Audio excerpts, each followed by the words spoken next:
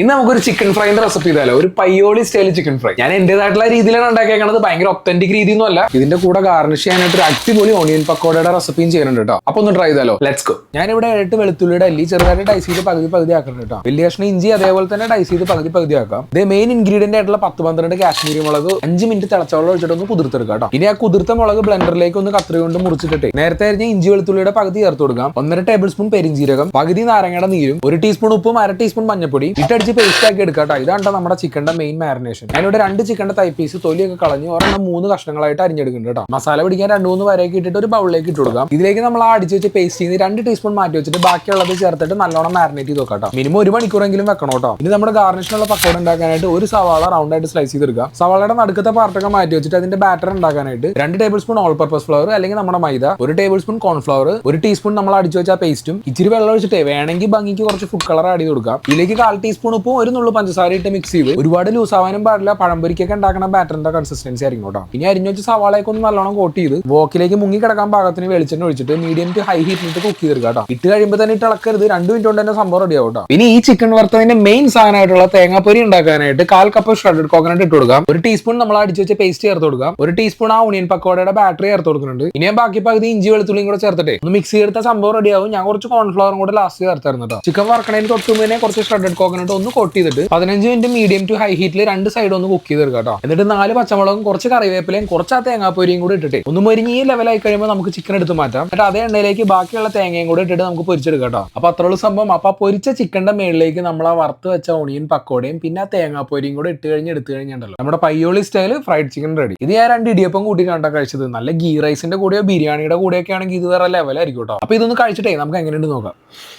അടിപൊളി കേട്ടോ. നിങ്ങളൊന്ന് ട്രൈ നോക്കുക. ഒരുപാട് ഇൻഗ്രീഡിയൻസ് ഒന്നും ഇല്ല, എന്തായാലും ഇഷ്ടപ്പെടും കേട്ടോ. അടിപൊളിയായിട്ടുണ്ട് കേട്ടോ.